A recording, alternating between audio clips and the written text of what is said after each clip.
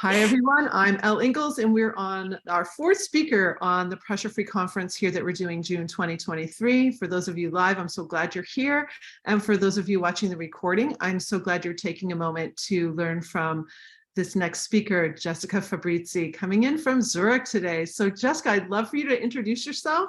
And as I mentioned, I'm going to come off for a moment, but I'll be right back on. And so welcome. Thank you so much, Elle. This is amazing to be here. Thank you so much for inviting me to this amazing conference. And I look forward to learning from so many speakers today. And for everybody who's here as a speaker or as a viewer, a spectator today, congratulations for following Elle. You have impeccable taste. So my name is Jessica Fabrizi. I'm Italian, but I've been living outside of Italy for many, many years, over 20. And I've been here in Zurich, Switzerland, in the German part of Switzerland for nearly 17 years. It's like a lifetime, half of my life. So I am known as a personal PR strategist and at the same time, a global super connector. So my background is in public relations, and I have worked for big brands that you might know. For example, Fiat, Peugeot in the car industry, and then for Singapore Airlines. So I went from the car industry to aviation. Last year, I started my own business because I didn't want to position and promote companies, corporations anymore, but I wanted to promote people. Because to me, people are much more interesting, they're much more real, much more emotional as well. And one of the things that I love is to mix logic and rationality with emotion. And this is something that you can do, especially if you are working with people. At the same time, I mentioned that I'm a global super connector. So I've been, a global super connector for many, many years, over 10 years. And I developed this brand while I was at Singapore Airlines. And basically what all it means is that I know a lot of people from, diverse, let's say, backgrounds, and I do so all over the world. So when I was at Singapore Airlines, I was constantly jet setting all around the world, and I would throw a dinner here, a happy hour there, and it was mainly offline, but then of course it became very much online during COVID as well. So this is what I'm doing now, and I think that the combination of publicity on one side and networking on the other side is really something that can make a business explode. Both, let's say, approaches are already exponential by themselves, because if you land, let's say, coverage in a New York Times, of course, that's going to explode your brand and your business. And at the same time, in networking, if you meet the right person, this is going to open, many doors for you, many universes for you, right? And what I love doing is really combining these two approaches that are already exponential in themselves, so that we can really generate a snowball effect, and we can achieve like big results in a very short amount of time. So this is me introducing myself. I hope that was fine for you. Was that great? Yeah. I awesome. think it's so, I've never heard someone, I know a couple super connectors in the world, but to actually claim it and say that you are a super connector, you're the first person I actually have heard say, I am a super connector. And so that really interests me. And because, for a lot of people at different levels, networking is hard. Connecting is difficult. And so I'd love for you to share about that a little bit. Like, how, what does it look like when you're connecting people? Yes, absolutely. So I would say the first thing that I have to say, Elle, to me, networking is all about giving, right? Because a lot of people think, they go into networking thinking, okay, what can I get, right? Okay, if I have to give something, I'll give it as long as I get something in return, right? Whereas to me, exactly. To me, networking is all about giving. You go out and you give. Why? Because you actually enjoy giving. You like people. You really want to help them, right? So we have to have this interest, this genuine interest for people, and this genuine interest to make, let's say, to give back or contribute, right? So I would say that is the very basis, and it goes, let's say, into spirituality. I'm not a spiritual person, to be honest, but at the same time, I would say that we really need to make it clear for ourselves that there's more than just us. We are a collective, we are, and we are all interdependent, we're all interrelated and interdependent. So some people would even take it to the quantum field, so to say. I don't necessarily do that, but I think that there's something really spiritual, and there's a lot of personal development when it comes to networking. First, we have to be clear on, on the fact that personal development is helping other people as well. There's some people in personal development that just focus on themselves, but I think, okay, let's focus on ourselves. Let's clear what needs to be cleared, right? And then we can go out and relate to people and connect with them and help them, right? So I think that is actually step number one of networking, basically personal development. And then we go out, and then there are many, many tactics as to how you can make friends or build relationships with people very quickly and very effectively as well. But I would say basically going back to giving, we can always give a connection. We can always give some information that will be relevant for that person, of course. And one of the things that you can really hack networking with is actually to be a convener, to be a connector, to be a convener.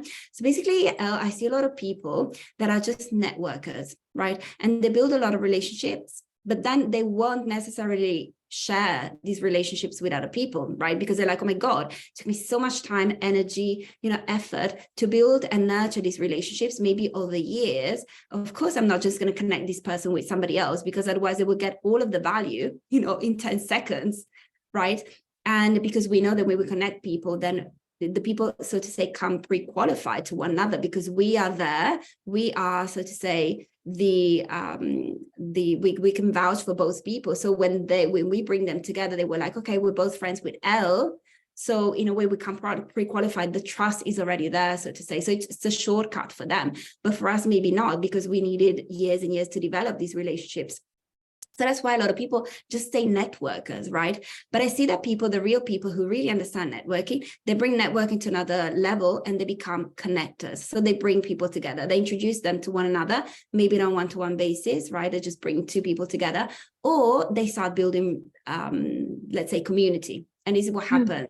And this is what I can see this connection so big. So if you haven't done the personal development work, because I had someone ask me once, Elle, why do you host all these conferences? Aren't you afraid that these people are going to take your clients? Like, you know what I mean? Like you're introducing people to all these coaches and all these people. And so that's an interest. That would be like, no, you don't understand. There's like this bigger world. I want people to meet each other. I want people to know each other. I've had coaches, I've had speakers hire each other. Like I bring them into a Zoom room and I'm like, let's all meet each other. And like, next thing I know, she's working with her and this is happening here. It's collaboration. So I love that you're bringing this forward, and it's collaboration, not competition, as Corinne just said.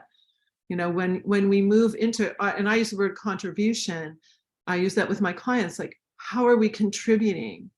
And I love that you're bringing this forward, but unless you do that personal work first, like you're not even in a space where you can really truly do that, right? Absolutely, definitely. Because to be honest, most of the people that are networking actively, I see that they're actually takers, or let's say matchers in the best case, right? Are you familiar maybe with the book Give and Take by Adam Grant? He talks about these three categories, right? So the takers, the matchers, and the givers. Turns out that the most successful people are actually givers. But this is interesting as well, they're not over givers, because the problem is that givers usually tend to give too much and then they burn themselves out, right? That's the thing. So we need to be careful not to give too much energy, I would say, right? And give as much as we can. And that has a lot to do, I would say, with personal development and awareness, right? Emotional intelligence, awareness as well, so that we don't, so to say, cross the thresholds and then we don't burn ourselves out. Because if we do, then of course we won't be able to help people anymore. So that is counterproductive, isn't it? Yeah. That's really interesting. Oh, yeah, keep going. This is so good. Should we keep talking about networking? Yeah. I think so. I think it's really helpful for people to understand, that how do you become a good networker? What are you bringing to the table? So I'm interested in any insights you have here. Absolutely. Yeah, so I definitely recommend becoming the convener, and it could be something like, I don't know, we said bringing two people together through an introduction, but it could be something like gathering a few people, right? It could be online, it could be offline, and then it could go into community building as well. So I've built a few hundreds of communities They are geographical. When I was traveling a lot, but there's still now, I have like different communities for different cities of the world, maybe about 50 of them. And then there are communities that are related to a particular theme as well, a particular topic, right? And these are usually global communities. But the people have one topic in common. So it's not that everybody has to do that. It is a lot of work. I have, since I started my business last year, I do have a relationship manager that manages, hundreds of people every single day, because we communicate like really actively with lots of them. Mm-hmm. But so I'm not saying, that we absolutely have to do it, but at least I would recommend to everybody to start maybe, I don't know, maybe at least 2 communities if we want to relate this to business. So the first one would be a community of, let's say, potential clients, potential leads, right? So people that we can help. Right. So we position ourselves as the mentor, and then we would have like potential mentees, so to say. And we can already, like, even if we don't sign them all as a client, we can still add a lot of value to them, right? Through, say, free content. On the other hand, then I would create a group of peers. Right. And this is where, you will get a lot of opportunities. I have created a lot of groups that are for, global super connectors like me, or, for people who are in PR.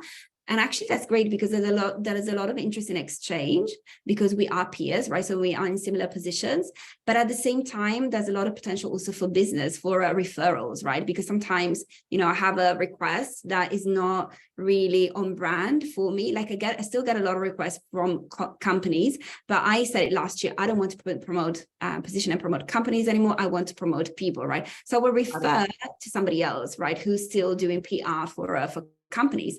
And this is just an example. Of course, there can be many, many other examples. So, and for example, some of these peers could be, they could be competitors. What do with my competitors? I bring them together so they get to know each other. I invite them to my show as well. I refer to them, business to them, and so on. So I don't really believe, like, in networking, it goes down also to what we said before, personal development and so on.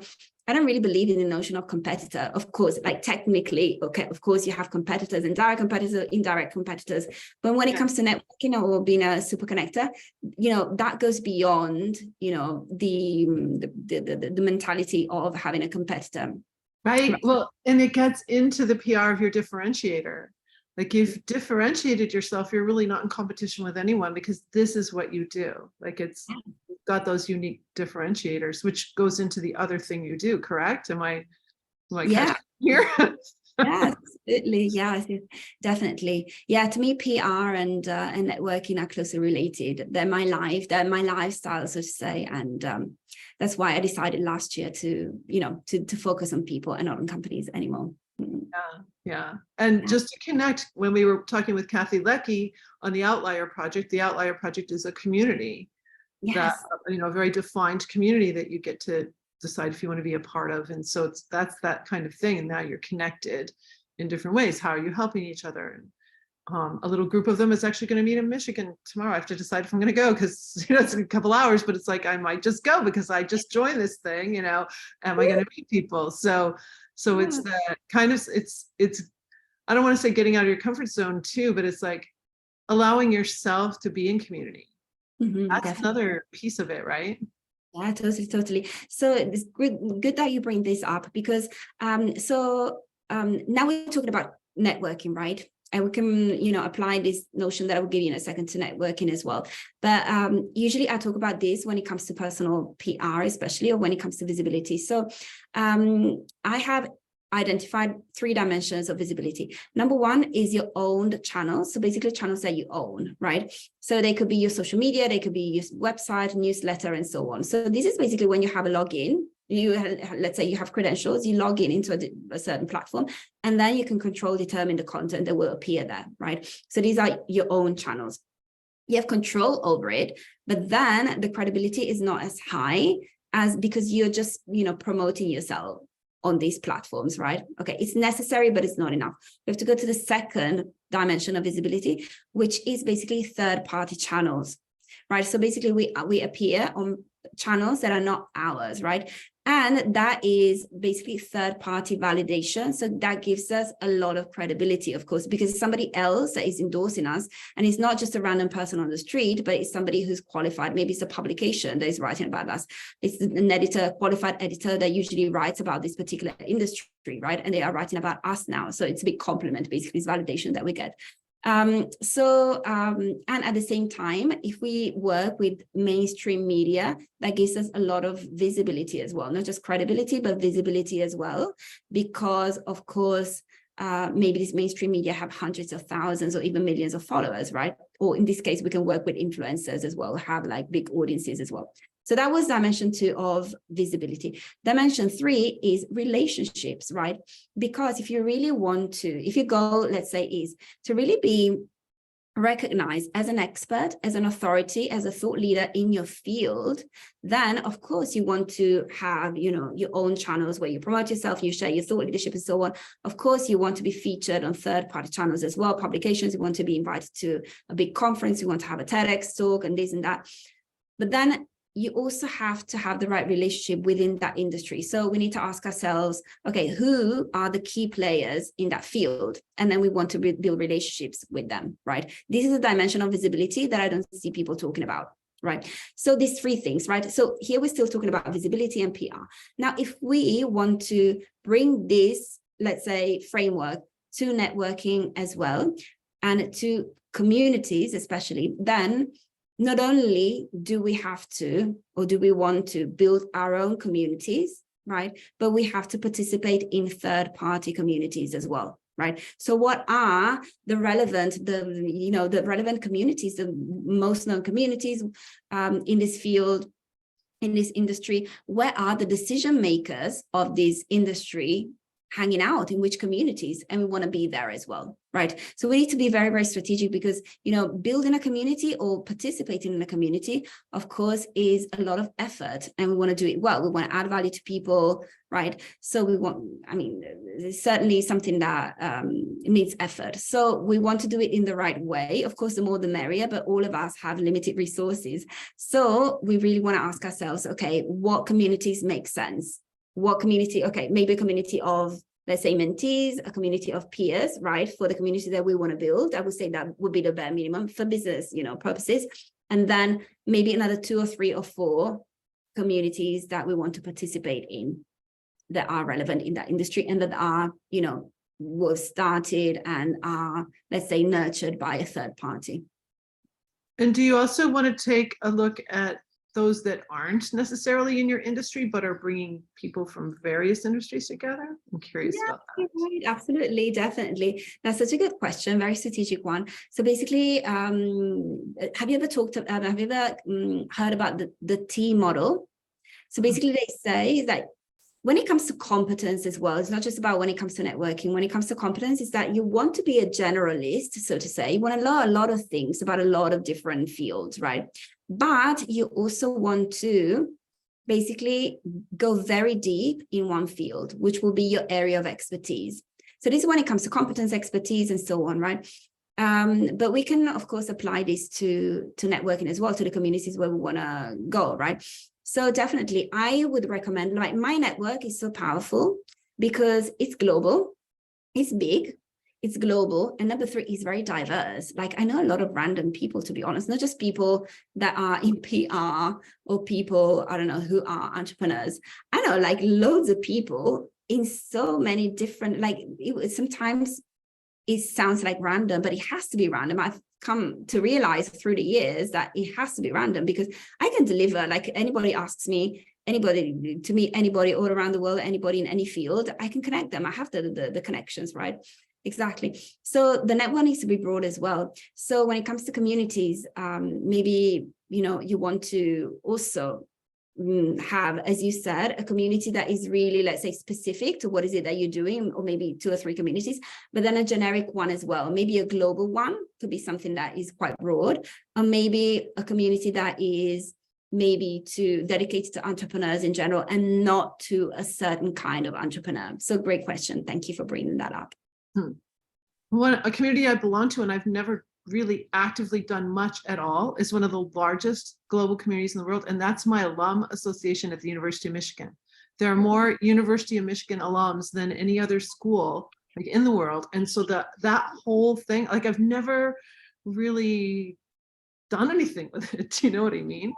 I belong to it, but I've never really done anything with it. So, I mean, that's a conversation for you and I to have sometime. Like, Absolutely. how do I get into that? But I'm sure people can think too, like what groups do we belong to? How are we participating and how are we giving? Like that is really coming through for me with you here. Like it's not about the taking, it's how am I giving? And I'm gonna be a guinea pig for a moment. So I'm so good. Like I was at a juice bar in Florida and a couple of patrons in front of me just yelled and screamed at them because they were out of carrot juice. Okay. Like just totally yelling at the whole staff and they were all just demoralized by it. So after the rush went, I was still there eating my lunch and I went over, I coached the whole team in pressure free. Like I just coached them. I coached waiters, servers, like on the spot. I've coached airline people, like just on the spot. I just coached them. I go, hey, I can help you with that. I coached a kid working on his nursing. He had to take his nursing exams. He was sitting in a Panera and I could see him struggling. I go, are you about to take a test? I go, I can give you some tips right here. Like I just kind of do it. Yeah. And so I'm like giving there, but then sometimes networking, I get a little screwy. Like I'm not sure like how again, I guess it's like the misfit toy. How do I fit in? Or so I love your advice to finish out your segment here on that a little bit. Because I just love what you do. No, absolutely. So I would say, number one, so it's great that you connected with all of these people and added value to them immediately, right? So that is amazing. Something that, you could have done, not in all of these cases, because sometimes we just have, let's say, random casual interactions. And these interactions are not meant, to continue with us, so to say, to go and do life with us. No, absolutely not. Like they were good in that particular moment, they were meaningful, and that's it, right? But then some of these people, because we're talking about these examples that you gave us, right? Some of these people maybe could have had potential to start a relationship with, right? Yeah. So maybe you could have changed contact details with them and then build a relationship and then follow up with them and then, invite them to something an event that you were, giving. Like this. Right. Okay. Absolutely. Yeah. The thing that we need to keep in mind is always this. So when we want to add value to people is what is in for them. Now, there's a question that we always, like, it's the same thing in networking, the same thing in PR as well. And to be honest, in sales as well. What is in for them? Why should they be interested in this? Why is this relevant to them, right? And I would say, in order for us to understand what it is that we can offer to somebody, value that we can offer, then we need to answer two questions. Number one is what they need. What is a problem that they're trying to solve right now?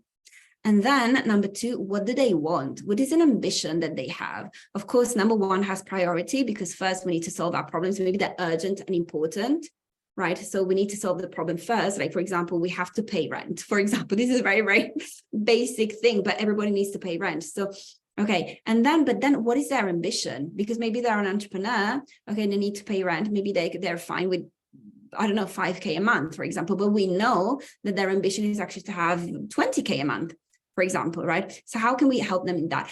Like these two questions, of course, the more we know about somebody, the better we can help them. But I've found that, knowing these two things, what they want and what they need is already a lot that we can, proactively add value to people with.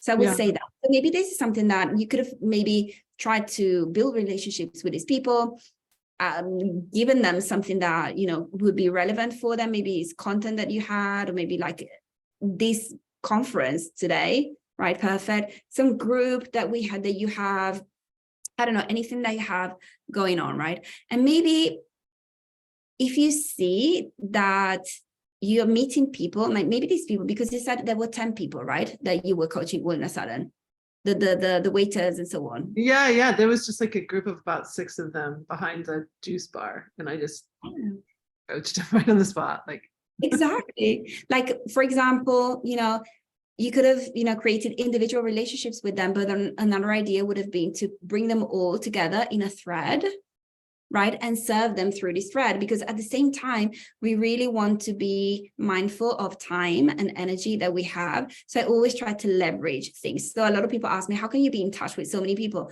And I'm like, yes, because I have so many groups, right? And then maybe once a month, I throw a little gathering for the whole group, right? So I don't have to meet up with people, right, you know, individually. For clients, of course, yes, but for you know, for my network, I don't have to meet up with, you know, with one-to-one with everybody. So I just, you know, have this event here, this event there for different groups that I have. Once a month, I do like the so-called JFAB social. I bring all of my 100 communities together, and so they get to know each other as well.